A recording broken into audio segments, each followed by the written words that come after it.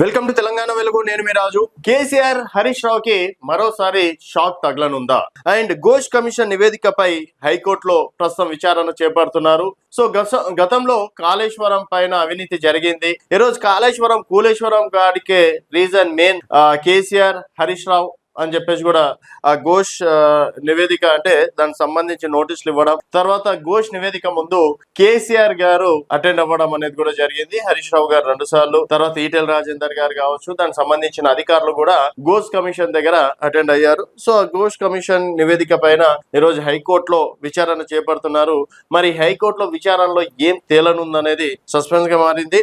కేసీఆర్ హరీష్ రావు ఇబ్బంది పెట్టడానికి కాళేశ్వరం పై ప్రభుత్వం ఘోష్ కమిషన్ వేసిందని వారి తరపు న్యాయవాదులు హైకోర్టుకు తెలిపారు. అలాగే కమిషన్ నివేదికను రద్దు చేయాలంటూ కేసీఆర్, హరీష్, స్మిత సబర్వాల్, ఎస్కే జోషి వేసిన పిటిషన్లపై విచారణ జరిగింది. అలాగే కమిషన్ నివేదిక ఆధారంగా ముఖ్య నేతలు ఇద్దరిని టార్గెట్ చేసి దుష్ప్రచారం చేశారని లాయర్ వాదించారు. అలాగే కాళేశ్వరం నిర్మాణాల్లో అక్రమాలు జరిగాయని ప్రభుత్వం ఆరోపిస్తుంది.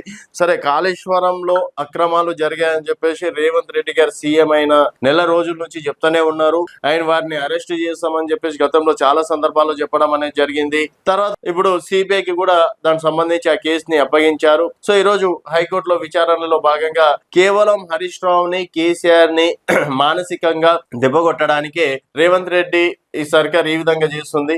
సో దాంట్లో నిజంగా కాళేశ్వరంలో అవినీతి జరిగిందని చెప్పేసి 2.5 సంవత్సరాలుగా ఎందుకు నిరూపించలేకపోతున్నారు? ఈరోజు కాళేశ్వరం నీలే కదా ప్రతి ఒక్క దగ్గర మీరు కూడా వాడుకుంటున్నారు. 2.5 సంవత్సరాల్లో మీరు ఒక ఇటుక కూడా పీల్చలేరు, ఒక ఇటుక కూడా మన్ను కూడా తీయలేరు. అదే కాళేశ్వరం అంత పెద్ద ప్రాజెక్టు కట్టారు.